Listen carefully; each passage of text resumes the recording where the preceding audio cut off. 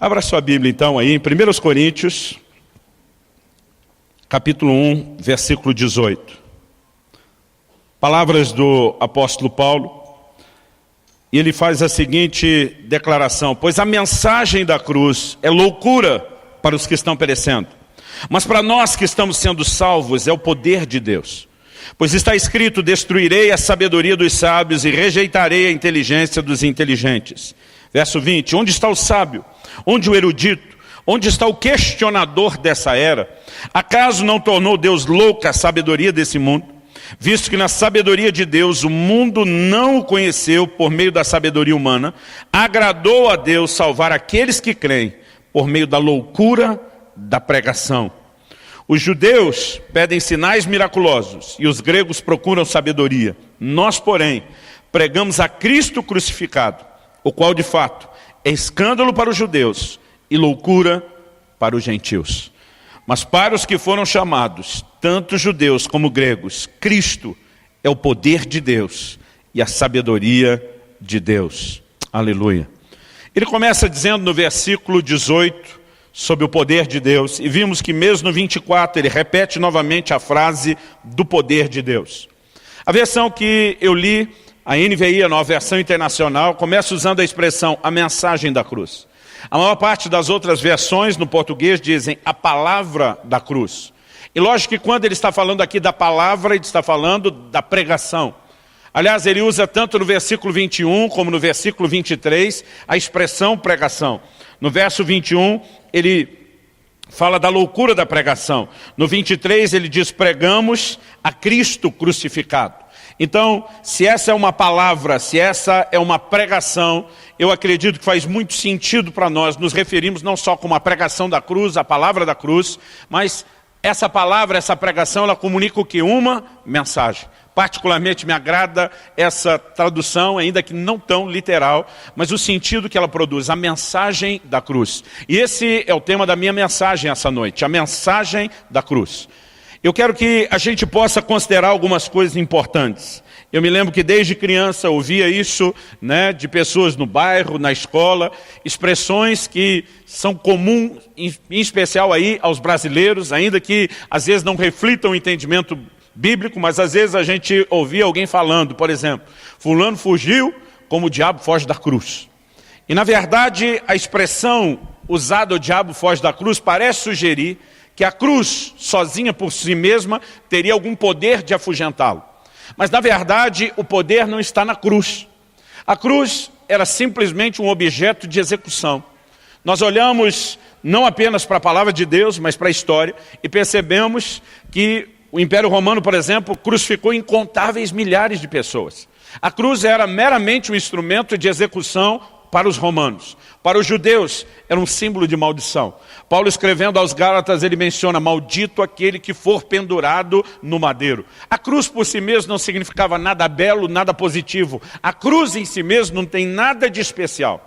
Nem mesmo a cruz usada pelo próprio Senhor Jesus, o que já foi objeto, pelo menos o tema, nós sabemos que não tinha como ela ser verdadeira. Por exemplo, na época medieval em que se vendiam as relíquias sagradas, se você juntasse todas as lascas da cruz de Cristo que já foram vendidas, dava para dar a volta no mundo de tanta cruz.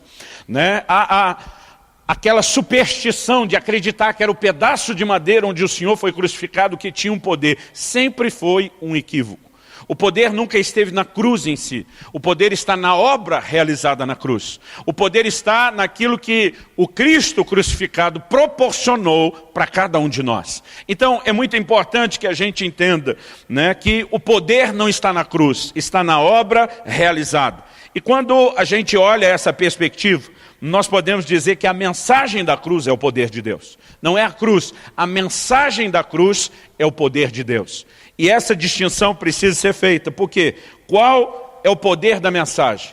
Ela nos leva a conhecer a verdade, que nas palavras do Senhor Jesus liberta. Em João 8,32 ele diz: conhecereis a verdade, e a verdade vos libertará. Outro dia alguém me falou: pastor, já dizia a Escritura, a verdade liberta. Eu falei: não é bem assim. É o conhecimento da verdade que liberta. Só a verdade, se não for conhecida, ela não tem o poder libertador. Eu gosto de um exemplo, né, que eu encontro no livro do Kenneth Hagin, O Nome de Jesus, citando o episódio de Charles Spurgeon, um pregador inglês a quem foi dado o título de o príncipe dos pregadores. Ele foi visitar uma senhora que, além de idosa, estava enferma, acamada, e naquela visita ele descobre, emoldurado, pendurado na parede da casa dela, o que essa mulher não sabia ser um testamento. Ele pergunta a ela: o que é isso? Ela diz: isso é uma lembrança que minha senhora me deixou antes de morrer, né? Ela serviu alguém que pertencia à nobreza inglesa. E essa mulher, quando morreu, não tinha filhos nem herdeiros, e parte da sua herança foi deixada a ela por meio de um testamento. A mulher analfabeta pega o pedaço de papel, que ela achou todo bonito e bem elaborado, e ela pendura, manda emoldurar, e ela guarda aquilo com muito carinho, porque a senhora dela lembrou dela antes de morrer. Spurgeon diz para ela: minha senhora, isso é um testamento. A pessoa para quem você trabalhou por muitos anos te deixou parte dos bens dela. Eles conseguiram acionar advogados, deu tempo de ainda receber a herança, mas a mulher já estava não apenas idosa, como enferma, a ponto de não ter podido desfrutar daquilo, como desfrutaria se tivesse entendimento do que era o pedaço de papel. Eu gosto dessa ilustração, porque ela reflete aquilo que muitos de nós temos, um direito conquistado, porém a falta de conhecimento disso não nos permite usufruir daquilo que nos foi disponibilizado. O que Jesus fez na cruz é algo extraordinário, mas essa verdade só vai produzir impacto na vida de alguém que entende a mensagem da cruz, que consegue compreendê-la. E quando nós de fato conseguimos entender e compreender, isso vai nos inspirar, não apenas com entendimento, saber o que é nosso, mas vai produzir fé no íntimo de cada um de nós, para que então essa mensagem faça a diferença. Paulo, escrevendo aos Romanos, ele faz uma declaração no capítulo 10, eu quero ler com você a partir do versículo 13. Romanos, capítulo 10, a partir do verso 13. Ele diz assim: porque todo aquele que invocar o nome do Senhor será salvo. Em outras palavras, para que a pessoa possa experimentar a salvação de Deus, ela tem que primeiro invocar o nome do Senhor. Mas olha a pergunta que ele faz no verso 14. Como, pois, invocarão aquele em quem não creram? Para invocar, você precisa primeiro crer. Então ele faz outra pergunta. E como crerão naquele de quem não ouviram falar? Porque para crer tem que ouvir. E depois ele pergunta: e como ouvirão se não houver quem pregue? Em outras palavras, é a pregação que permite que a pessoa, ouvindo, possa exercer fé, então invocar e desfrutar os benefícios. Mas tudo começa a partir da mensagem. Então ele chega no versículo 17 e diz: consequentemente, a fé vem por se ouvir a mensagem, e a mensagem é ouvida mediante a palavra de Cristo. Então o poder não está na cruz. O poder está na obra realizada na cruz, mas quando comunicado devidamente, através de uma mensagem que gere não apenas esclarecimento, mas também gere fé. Razão pela qual nós precisamos entender a importância que isso tem. Paulo reconhecia esse assunto como a sua principal mensagem. Em 1 Coríntios 2:2, ele faz a seguinte declaração: porque decidi nada saber entre vós, senão a Jesus Cristo e este crucificado. Paulo estava dizendo: o tema central da minha mensagem é Jesus e este crucificado. Tudo parte da obra realizada na cruz. E não importa aquilo que a gente possa falar. Nesse fim de ano, quando Natal se aproxima, começa a se dar muita ênfase ao nascimento de Jesus. Mas a razão pela qual ele, subsistindo como Deus, esvaziou-se de si mesmo, assumiu a forma humana, diz Paulo na carta aos Filipenses, foi para que, na forma humana, ele pudesse ser obediente até a morte, e morte de cruz. O tempo todo, o foco está naquilo que ele veio realizar por nós na cruz do Calvário. Agora, por que essa mensagem se torna tão significativa e tão poderosa? Nós primeiro precisamos entender que ela tem uma declaração no reino espiritual que fala de substituição. Você pode repetir isso comigo? Diga: substituição. Só mais uma vez: substituição. Isso é só para te ajudar a memorizar aqui o que de mais importante nós vamos falar. A obra da cruz, ela precisa ser entendida como um ato de substituição. Cristo foi julgado no nosso lugar. A palavra de Deus diz em Isaías 53, na teologia nós chamamos isso de um sacrifício vicário, substitutivo. A palavra de Deus diz em Isaías 53, Isaías de todos os profetas do Velho Testamento, talvez seja o mais messiânico, aquele que mais falou da vinda do Cristo, do Messias, da sua obra, daquilo que ele realizaria por nós. E em Isaías 53, no versículo, eu vou ler do 4 até o versículo 7. A palavra de Deus diz assim: certamente ele tomou sobre si as nossas enfermidades e levou sobre si as nossas doenças. Contudo, nós o consideramos castigado por Deus atingido e afligido. Mas ele foi traspassado por causa das nossas transgressões, foi esmagado por causa de nossas iniquidades. O castigo que nos trouxe paz estava sobre ele, pelas suas feridas fomos curados. Todos nós, tal qual ovelhas, nos desviamos, cada um de nós se voltou para o seu próprio caminho, e o Senhor fez cair sobre ele a iniquidade de todos nós. Observe essa frase: o Senhor fez cair sobre ele a iniquidade de todos nós. Ele foi oprimido e afligido, e contudo não abriu a sua boca. Como um cordeiro foi levado para o matadouro, e como uma ovelha que diante dos seus tosqueadores fica calado, ele não abriu a sua boca. Quando você lê Atos capítulo 8, e percebe o relato daquele etíope que vinha voltando de Jerusalém, o Espírito Santo manda Filipe encostar ao lado da carruagem e percebe que ele está lendo esse texto da Bíblia. Outro dia alguém me perguntou: pastor, como sabia o texto que o outro estava lendo? Porque a leitura bíblica sempre foi feita em voz alta. Então era algo que se percebia, né? Aliás, em momentos que você tem a sós, no seu quarto, no devocional em secreto, né? Se permita de vez em quando fazer esse tipo de leitura bíblica de voz alta, né? Isso te ajuda a memorizar, te ajuda a enfatizar verdades. Era algo que eles praticavam. Filipe ouve, ele está lendo, Atos 8 diz exatamente esse texto. E a pergunta que Filipe faz para ele é a seguinte: você entende aquilo que você está lendo?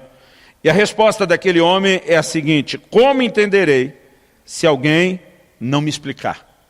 Naquele momento, Filipe oferece ajuda para ele, né? E diz: olha, a ajuda chegou, eu posso te ajudar. E o versículo 32 de Atos 8 nos mostra que era esse texto de Isaías 53 que nós lemos, que ele estava lendo. E a pergunta do homem era a seguinte: o profeta fala de si mesmo ou de outra pessoa? O versículo 35 diz o seguinte: então Filipe explicou, e começando por essa passagem da Escritura, anunciou-lhe a Jesus. Claramente a Bíblia interpreta que essa profecia está relacionada a Cristo, e que a obra de Cristo era sofrer no nosso lugar, o castigo que nos traz paz. Eu e você tínhamos uma dívida de pecado para com Deus. Cada ser humano tinha uma dívida de pecado que começa lá em Adão. A Bíblia diz que quando Adão pecou, por meio do pecado entrou a morte, e a morte passou a todos os homens. O pecado do primeiro homem, o cabeça da raça, se espalhou por toda a humanidade. Todos nós fomos afetados na nossa própria essência e natureza, porque uma das leis da criação era que tudo se reproduzisse conforme a sua espécie, E nós precisamos entender que a humanidade passou a estar comprometida. Havia necessidade de uma quitação da dívida do pecado, de um pagamento, mas nenhum de nós tínhamos condição de pagar. Isaías 49 nos fala isso nos versículos 7 e 8, que nenhum de nós poderia dar a Deus o resgate pela vida do seu irmão. A Bíblia diz: porque a redenção da sua alma é caríssima. Então havia um castigo requerido, mas nenhum de nós poderíamos suportá-lo. E a Bíblia diz: Deus fez cair sobre ele, sobre Jesus, a iniquidade de nós todos. A essência da obra da cruz é a substituição. É ele sofrendo aquilo que nós merecíamos, para que nós pudéssemos ser inocentados, para que nós pudéssemos ser justificados. A cruz não foi um acidente de percurso. A cruz não foi produzida pela traição de Judas ou pela oposição dos romanos ou mesmo dos judeus. A cruz era parte de um plano eterno. A Bíblia diz que Jesus é o Cordeiro conhecido antes da fundação do mundo. A palavra Cordeiro, na mentalidade, na cultura dos judeus, para quem inicialmente a palavra de Deus foi escrita, já explicava por si mesmo a necessidade de um sacrifício. Aliás, quando nós falamos de substituição, não dá para ignorar a comparação que se faz o tempo todo dele com um cordeiro, com uma ovelha, o animal do sacrifício. O próprio texto de Isaías 53, fala que assim como a ovelha muda é levada ao matadouro, assim aconteceu com ele. Aliás, em João no capítulo 8, no versículo 56, Jesus faz uma declaração tremenda. Ele diz que Abraão viu o seu dia e se alegrou. Quando Jesus faz essa declaração, os judeus à volta perguntam para ele, diz, você não tem 50 anos, vai dizer que você e Abraão já se encontraram por aí? Jesus, na verdade, estava citando um episódio das Escrituras. Ainda que ele justifique depois, antes que Abraão existisse, eu sou, falando da sua pré-existência, ele estava se referindo a um episódio específico. Quando foi que Abraão viu o dia de Cristo e se alegrou? Você só vai achar um texto nas Escrituras que revela isso. Quando ele está indo ao Monte Moriá, levando Isaac, seu filho, para oferecê-lo em sacrifício, Isaac, no meio do caminho, faz uma pergunta. Ele começa a dar uma observada no que está rolando e diz, papai, está faltando nada não? Como assim? Nós não estamos indo fazer um sacrifício, papai? Sim. O senhor está levando a lenha, está levando o fogo, está levando o cutelo pendurado aí para sacrificar o animal. Mas papai, cadê o animal do sacrifício? E a lógica do menino, ela é precisa. Quem que vai fazer um sacrifício e não leva o que vai ser sacrificado? Na verdade, ele estava levando quem iria ser sacrificado. O menino, pelo tom da conversa, não sabe o que é que está acontecendo. Então Abraão dá uma resposta para ele, dizendo, Deus proverá para si o animal do sacrifício, meu filho. Eu achei, minha vida inteira de crente, que Abraão estava enrolando o menino. Porque se até agora o menino não sabe que o sacrifício é ele, eu imagino que Abraão pensou, é melhor que ele não saiba até a hora final. E eu me imagino no lugar de Isaac, se eu que estou caminhando com Abraão e o velhinho, meu pai, diz, o sacrifício é você, meu filho, eu diria para ele, então me pega na corrida. Porque eu não sei se eu teria me rendido assim tão fácil. Mas a pergunta dele faz muito sentido. Imagina hoje, vamos tentar contextualizar isso. Imagina hoje você chegando no posto de gasolina e dizendo para o frentista, enche o tanque. Mas você chegou a pé. Ele vai olhar para você e dizer, não está faltando nada não? Não está faltando um carro, uma moto, algo para encher o tanque? Como é que enche o tanque de alguém que chegou a pé? Para você dizer ao frentista, enche o tanque, você tem que ter o essencial para aquilo, que é o meio de condução. Da mesma forma, Isaac olha e não faz sentido. Na cabeça dele é como se o papai estivesse falando, vamos no posto encher o tanque, mas eles estão indo a pé.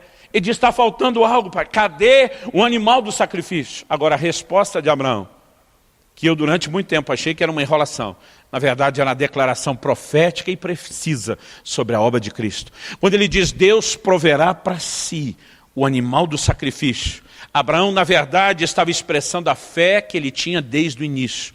Porque quando ele deixa os seus servos no pé do monte e diz, vocês esperem aqui, eu e meu filho iremos, adoraremos, ele diz, e retornaremos. O livro de Hebreus diz que ele cria que das cinzas Deus poderia levantar Isaac. Ele sabia que o menino voltaria, sabia. Agora ele faz uma declaração, Deus proverá para si. Ele não está apenas dizendo isso é problema de Deus. Ele já estava declarando em fé e profeticamente, na hora certa, haverá um animal que vai substituir você. E a Bíblia diz que quando o anjo do Senhor brada dos céus, dizendo, Abraão, não faça isso. Porque Abraão foi disposto, né, a chegar até o fim. Na hora que ele coloca o menino sobre o altar, está disposto a sacrificá-lo. O anjo de Deus brada e diz, não faça isso. A Bíblia diz que Abraão olhou e havia um cordeiro com chifre enroscado, né, num arbusto, preso. E a Bíblia diz que então ele substitui Isaac e coloca o cordeiro que foi sacrificado. Quando ele diz Deus proverá para si, ele não estava falando só para Isaac, na hora certa. Deus vai substituir você e outro vai morrer no seu lugar. Abraão estava dizendo, chegará o dia onde cada um de nós escapará da morte que merece, porque já um cordeiro substituto. Assim como aquele não estava enroscado à toa, assim como aquele não estava preso pelos chifres à toa, e aquilo era uma provisão divina. Abraão estava dizendo, Deus já tem uma provisão eterna, haverá alguém que vai nos substituir da morte que nós merecemos. A mensagem da cruz, ela fala antes de mais nada de substituição. Ela fala de troca. Ela fala de Jesus assumindo o nosso lugar. Há uma declaração de Caifás, sumo sacerdote, que não pode ser ignorada. No Evangelho de João, no capítulo 11, eu quero ler dos versículos 49 ao 52. Eles estão numa conversa, onde demonstram medo de que toda a nação pereça. E Caifás diz o seguinte, Caifás, porém, um dentre eles, sumo sacerdote naquele ano, advertiu-os dizendo, vós nada sabeis, nem considerais que vos convém que morra um só homem pelo povo, e não venha a perecer toda a nação. Ele está dizendo, não haverá necessidade de que todos pereçam, um só vai assumir o lugar de todos. Agora, olha o que o texto diz, ora, Ele não disse isso de si mesmo, mas sendo sumo sacerdote naquele ano, profetizou que Jesus estava para morrer pela nação, e não somente pela nação, mas para reunir em um só corpo os filhos de Deus que andam dispersos. A declaração o tempo todo da Bíblia é que Jesus nos substituiu. Essa substituição, na verdade, envolve uma troca da qual eu já vou falar. Essa substituição, na verdade, nos poupou de sofrer o castigo que nós merecíamos e ainda gerou ou produziu, liberou para nós benefícios. E não dá para pregar a mensagem da cruz sem reconhecer a substituição. E não dá para anunciar a mensagem da cruz sem falar dos benefícios que ela nos proporciona. Então a segunda coisa que eu quero falar agora, depois dos benefícios, depois da substituição, é a respeito dos benefícios. A obra da cruz, ela trata diretamente com os nossos pecados. E há muitos textos que nos apontam isso. Mas um em particular que eu gosto. Está lá em Colossenses, no capítulo 2 e no versículo 14. Quando a Bíblia diz que o escrito de dívida que havia contra nós nas suas ordenanças, o qual nos era contrário, a Bíblia diz que ele removeu do nosso meio e ele pregou na cruz. Na perspectiva e na ótica de Deus e da justiça divina, o que estava preso e pregado na cruz não era apenas o corpo de Nosso Senhor, porque ele era o nosso substituto, porque o castigo que nos traz a paz caiu sobre ele, no momento onde ele estava sofrendo a condenação que nós merecíamos pelos nossos pecados. A Bíblia diz que Deus arranca o escrito de dívida. Leia-se isso na nossa cultura como uma promissória. Eu não sei quem já teve uma promissória, na linguagem de antigamente, pendurada no prego. Né? Sabe, quem já teve sabe o alívio de quando você quita e rasga aquela promissória, aquele escrito de dívida contra você e diz, está zerado. Né? Talvez quem já tenha vivenciado essa experiência entenda um pouco melhor. O Senhor pegou aquela promissória de uma dívida que jamais poderíamos pagar, e Ele toma aquilo e Ele pregou na cruz. No momento em que Jesus foi pregado à cruz, junto com Ele, a nossa dívida foi pregada, a nossa dívida foi anulada, a nossa dívida foi quitada. O perdão não é apenas Deus olhando para mim e para a sua vida, dizendo, ok, nós vamos deixar para lá e ninguém paga por isso. Ele disse, você não pode pagar, eu providencio quem paga em seu lugar. Talvez na linguagem jurídica, o termo mais próximo que a gente tenha para ilustrar isso hoje, seja um pagamento de fiança. Quando alguém pode pagar pelo crime de outro. Mas na verdade Jesus fez isso com substituição. O ato de compra, né, ou do resgate não foi realizado com dinheiro algum. O apóstolo Pedro diz, não foi com prata ou ouro que fostes libertados da vossa vã maneira de viver, que por tradição herdaste dos vossos pais, mas com o precioso sangue de um cordeiro sem defeito.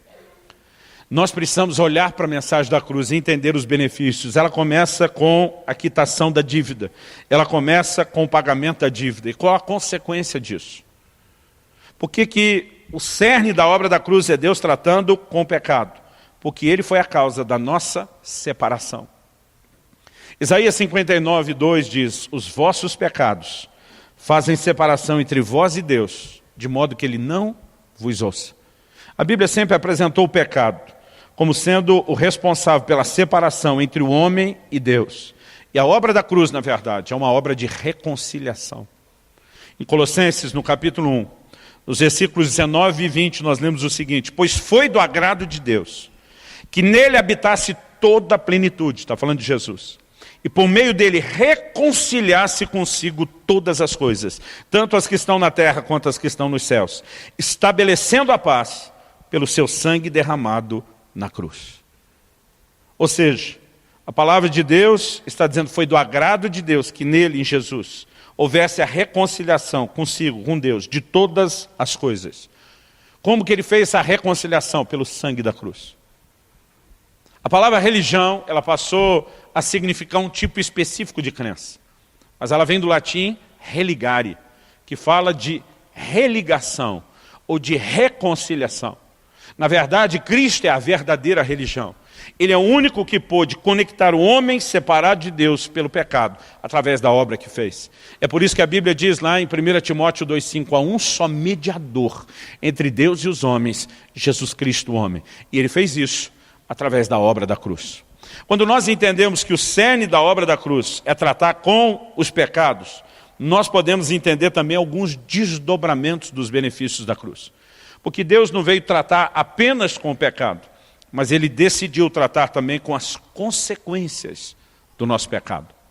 Por exemplo, Deus deu uma sentença ao primeiro casal lá no Éden: não comam da árvore do conhecimento do bem e do mal, porque do dia em que vocês comerem dela, certamente vocês vão morrer. Eles não morreram fisicamente, até porque Deus estava falando de morte espiritual e que fala de separação. Morte na Bíblia tem essa ideia não de fim de existência, mas de separação. Mesmo quando a gente se refere a alguém que não está mais no nosso meio, a gente pensa no fim de existência. A Bíblia trata isso como separação. Tiago diz que o espírito sem o corpo, né, ou vice-versa, o corpo sem o espírito está morto. É um momento de separação. E um espírito desprovido do corpo, ele perde o contato com o mundo natural e com as pessoas, não significa fim de existência. Mesmo o corpo que será sepultado e que vai se decompor, um dia será ressuscitado. Então, para nós, em perspectiva nenhuma, significa fim de existência, mas tem a ideia de separação. E quando o homem pecou, ele separou-se de Deus, e é por isso que ele precisa da reconciliação. Mas houve também consequências. Por exemplo, o homem vivia muito mais no início, e ao longo do tempo a média de vida do homem, na própria Escritura, vai sendo baixada e diminuída. Muitas das consequências do pecado se instalaram. Muito daquilo que nós vivenciamos e experimentamos hoje em várias áreas, ainda é fruto e consequência do pecado. Como, por exemplo, as enfermidades. E é fácil a gente saber disso, porque a redenção mostra que um dia elas serão completamente extirpadas e eliminadas. O livro do Apocalipse fala de um momento onde já não haverá dor, onde já não haverá morte, onde já não haverá maldição, onde Deus enxugará dos olhos toda lágrima. Em outras palavras, o plano de Deus para o homem é que não houvesse nenhuma ordem de sofrimento. Mas tudo isso se instalou por conta do pecado. E Jesus não veio para tratar só com o pecado de forma direta, como ele também tem uma provisão para as consequências do pecado. Há vários textos. E o de Isaías 53, que fala, né, da substituição de Cristo, nos mostra, por exemplo, a declaração de que ele levou sobre si, não só as nossas iniquidades, mas as nossas enfermidades. No Evangelho de Mateus, no capítulo 8, há uma referência a esse episódio. Nos versículos 16 e 17 de Mateus 8, a gente lê o seguinte: ao anoitecer foram trazidos a ele muitos endemoniados, e ele expulsou os espíritos com uma palavra, e curou todos os doentes. E assim se cumpriu o que fora dito pelo profeta Isaías: ele tomou sobre si as nossas enfermidades, e sobre si levou as nossas doenças. Se tudo o que o Novo Testamento fala a respeito desse texto de Isaías fosse só essa menção do Evangelho de Mateus, talvez a gente não poderia declarar que isso se trata da obra da cruz. Eu já li comentaristas e teólogos declarando: não, essa profecia de Isaías sobre cura se cumpriu no ministério terreno de Jesus. Em outras palavras, eles estão dizendo, enquanto Jesus estava aqui, ele curou os enfermos. Quem estava aqui aproveitou bem. Quem não viveu essa época, dançou. Mas nada na Bíblia limita essa obra de Jesus de levar sobre si as enfermidades ao seu ministério terreno. Essa suposição até caberia se essa fosse a única declaração. Mas olha 1 de Pedro 2, 24. Diz assim: ele mesmo levou em seu corpo os nossos pecados sobre o madeiro. Está falando do quê? Da cruz. A fim de que morrêssemos para os pecados e vivêssemos para a justiça. Então ele diz: por suas feridas vocês foram curados. A parte de cura, assim como do perdão dos pecados, se cumpre na mesma cruz. Ele tem provisão de cura para nós, e nós não podemos perder isto de vista. Por favor, diga amém. No Salmo 103, Davi diz: bendize, ó minha alma, ao Senhor, e não se esqueça de nenhum só dos seus benefícios. É Ele quem perdoa as tuas iniquidades, mas é Ele quem sara todas as tuas enfermidades. É Ele quem redime a tua vida da cova. É Ele quem te coroa de graça e de benignidade.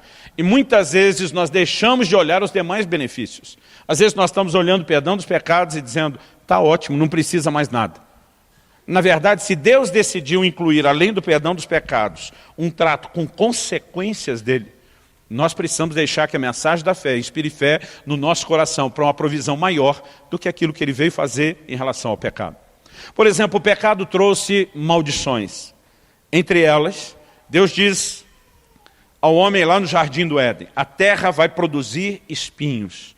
Você vai ter um trabalho bem mais árduo do que teria antes. E eu acho interessante que a maldição vista aqui era o trabalho se tornar mais árduo do que seria. Mas outro dia um irmão com ares de vagabundagem me falou, pastor, o senhor sabe que o trabalho é maldição, né? O homem não trabalhava antes, aí depois do pecado, Deus amaldiçoou ele para ter que trabalhar. Eu falei, você está maluco, meu irmão? Gênesis 2,15 diz que Deus colocou o homem no jardim para o lavrar e o guardar. O trabalho já existia antes da queda. O problema é que depois da queda, a maldição foi ter que ralar mais. Foi ter que suar muito mais para ter resultados que talvez seriam mais fáceis e acessíveis antes. Então trabalhar não é maldição, não se permita pensar dessa forma, é bênção. Agora, a maldição foi o surgimento dos espinhos. Isso tornaria o trabalho do homem muito mais árduo. Agora não é só arar a terra, plantar e colher. Agora é o tempo todo ficar lutando contra espinho, contra a erva daninha, contra aquilo que concorre com o seu próprio trabalho.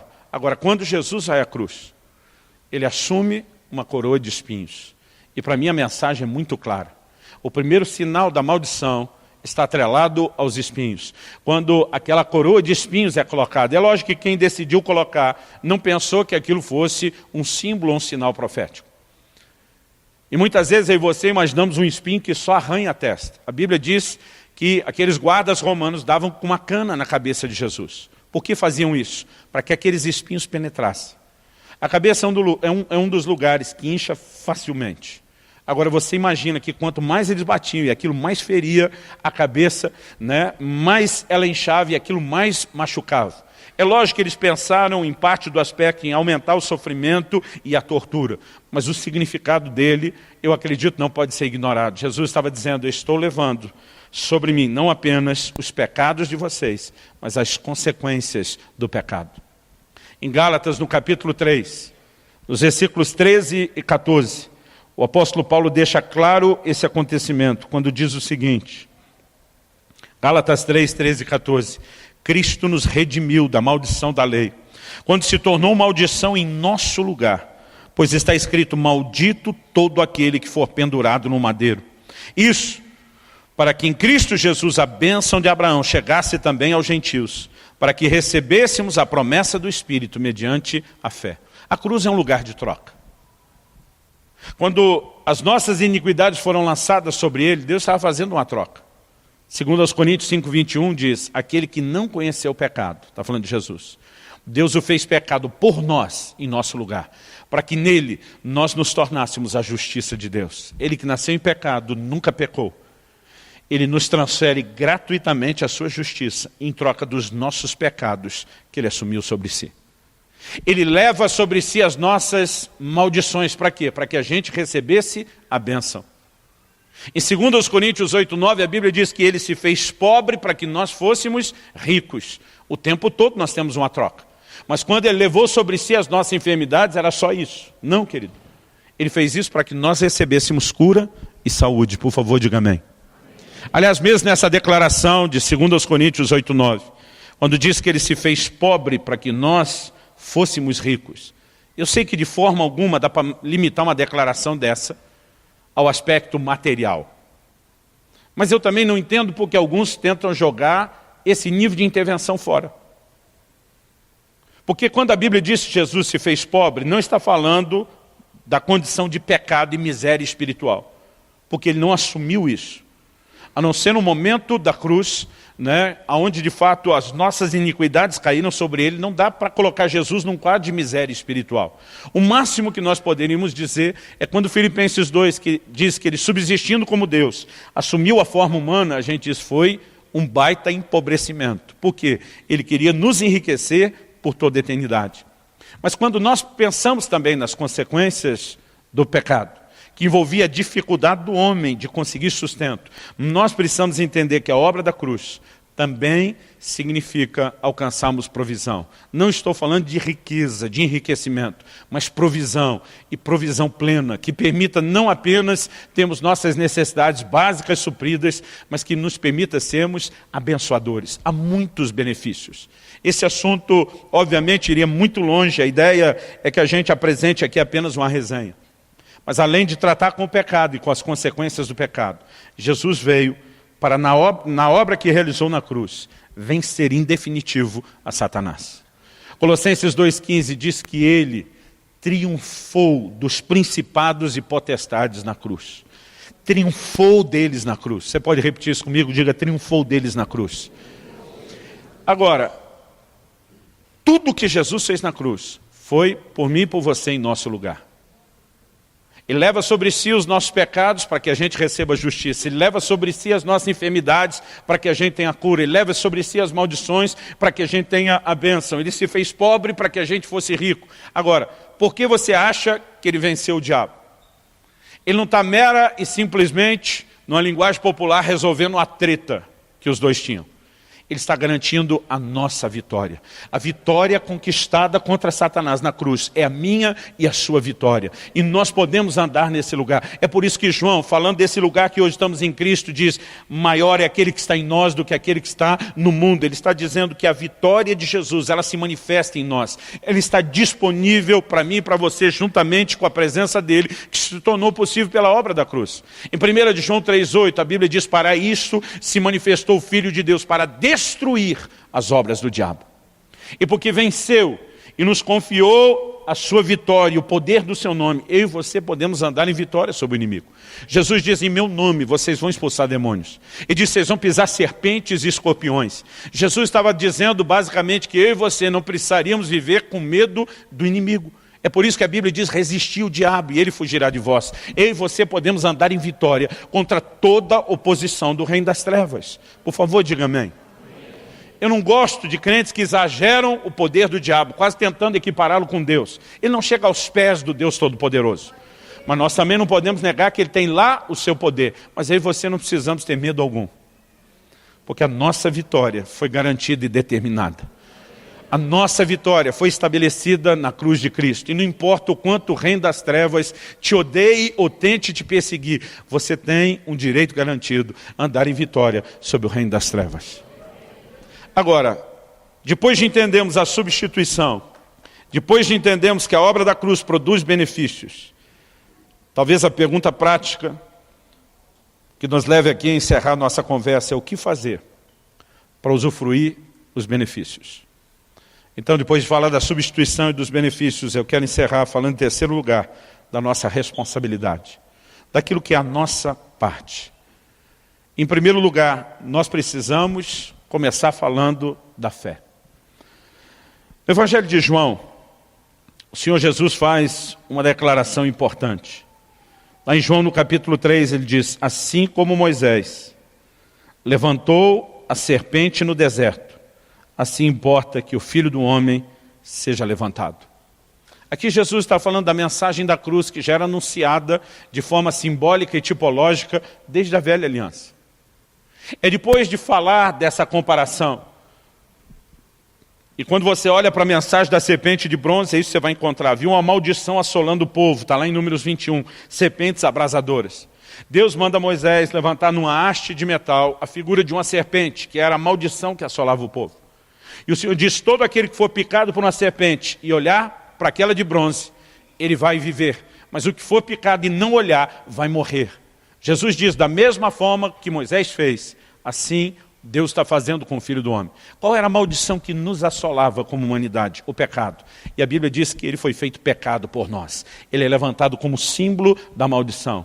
Indo para a cruz, que era algo que só os criminosos mereciam. Não era o tipo de morte que uma pessoa justa deveria ter. E qual a mensagem que está sendo dita?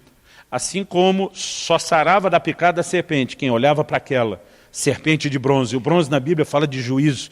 Deus estava dizendo: eu vou julgar essa maldição nessa haste. Era uma mensagem que anunciava o que ele faria na cruz um dia. Deus estava dizendo: eu vou julgar os pecados no madeiro, e naquele que eu vou levantar como figura de maldição no lugar de vocês. Então quem olhava para aquilo poderia receber do antídoto que vinha da parte de Deus. Quem se recusava a olhar iria morrer. Deus estava dizendo: um dia eu vou resolver esse problema na cruz, mas você precisa olhar e reconhecer o que Jesus fez.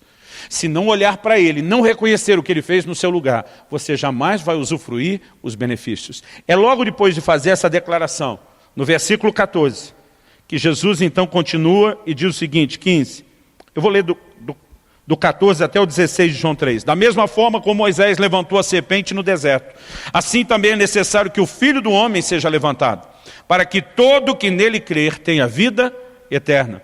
Porque Deus amou o mundo de tal maneira que deu seu Filho unigênito, para que todo que nele crer não pereça, mas tenha a vida eterna. O tempo todo, ao falar da obra da cruz, ele diz: creia, para que possa ter a vida eterna. Tudo o que Deus nos disponibilizou na sua graça, só se recebe com fé.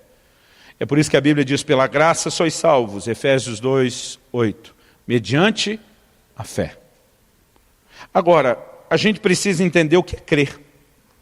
Porque alguns pensam que é só acreditar que Jesus existe, que Ele é real, que Ele é de verdade. Irmão, deixa eu te dizer, existe um tipo de fé que envolve reconhecimento que não produz resultado nenhum para você. Tiago escreve e diz: Cristo em Deus, ele diz, os demônios também e estremecem. Só que a fé dos demônios não está ajudando eles em absolutamente nada. É possível você ter um tipo de fé que não te ajude, sim, se ela for uma fé equivocada. Se você apenas aceitar que Jesus é real, isso não tem o poder de mudar a sua vida. O que você precisa entender é que a fé tem alguns elementos. Eu gosto de resumi-los em 3. Primeiro, identificação. Segundo, apropriação. E terceiro, confissão.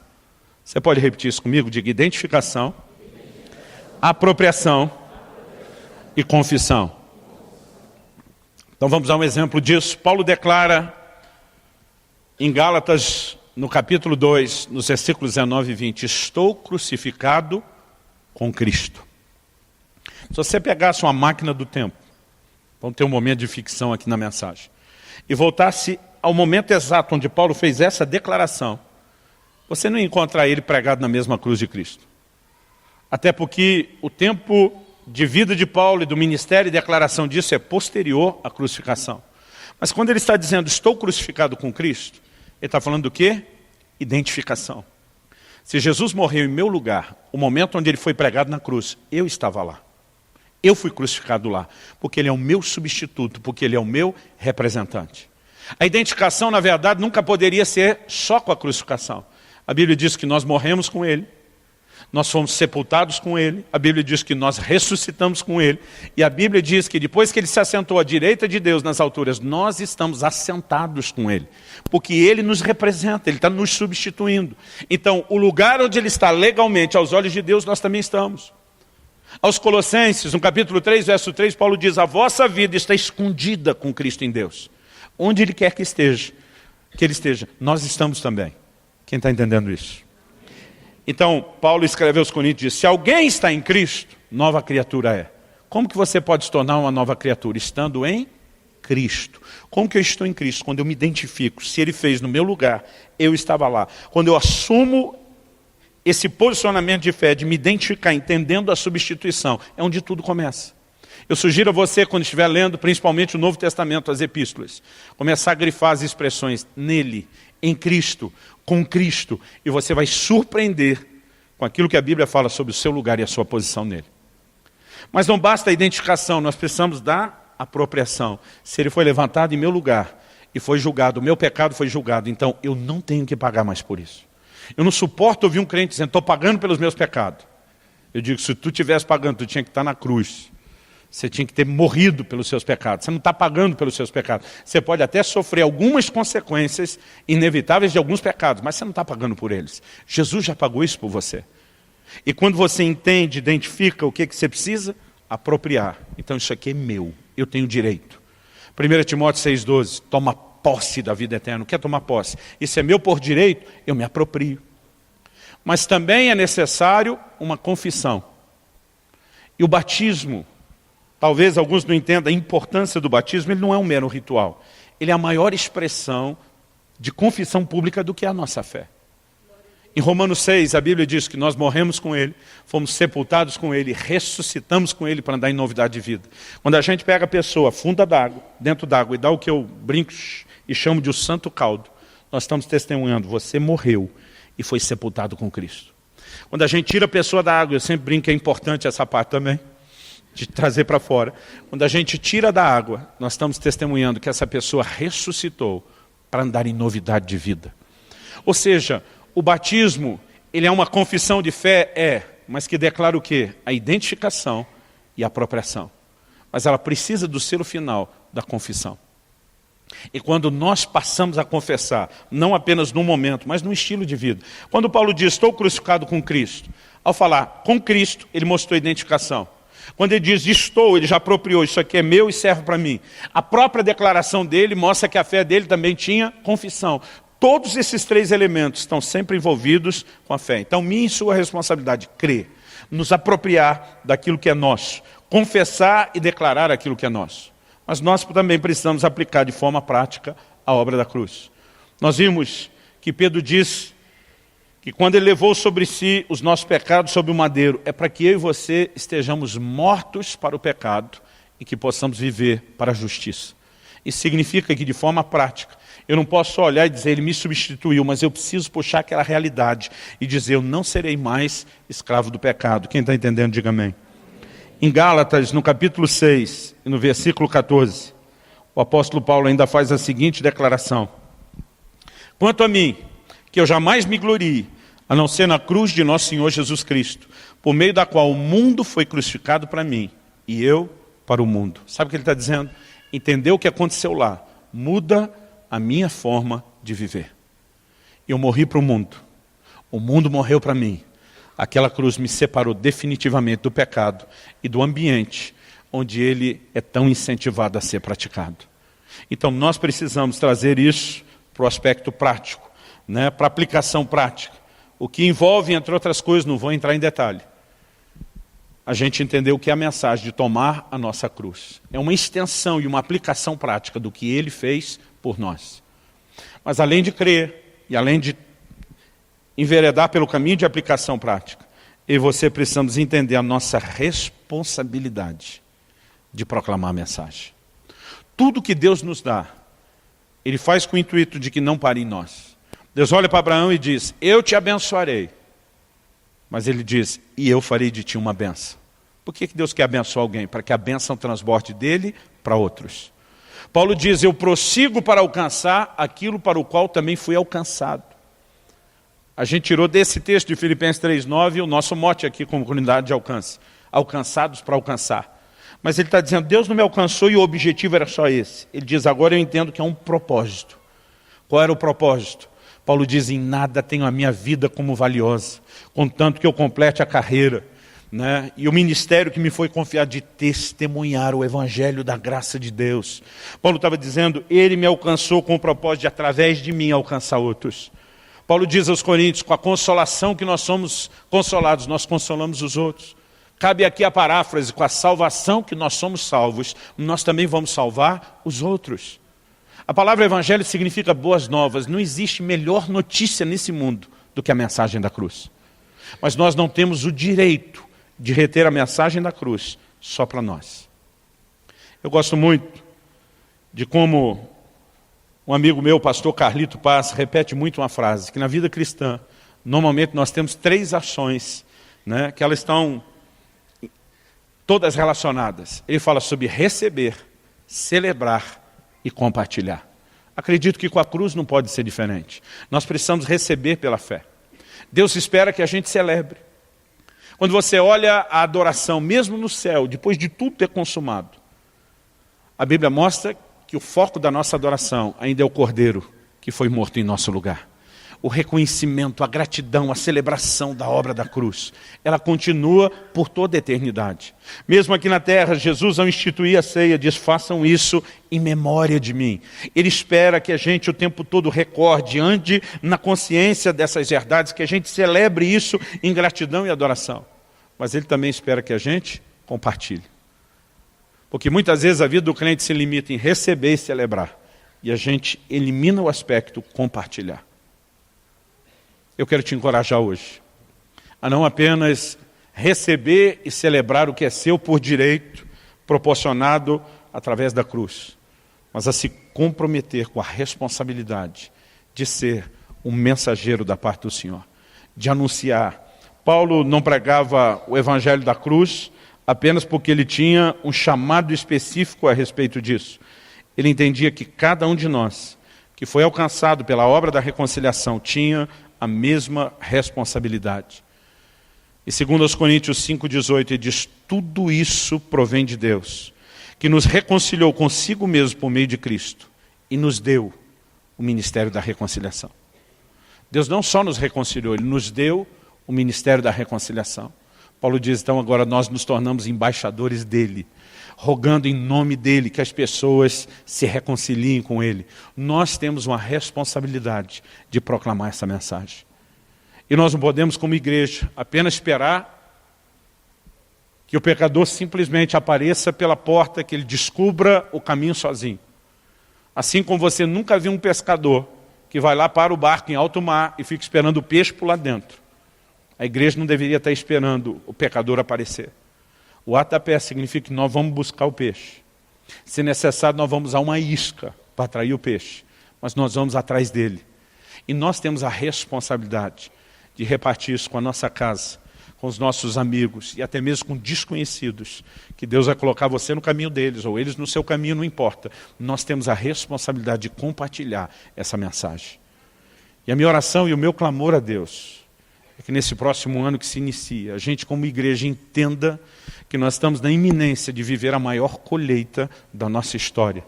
Há uma estação profética, há um vento de Deus soprando, que Deus quer que a gente pregue a vontade dEle para todo o tempo, mas há uma graça para resultados diferenciados. E eu quero te encorajar a proclamar essa mensagem em nome de Jesus.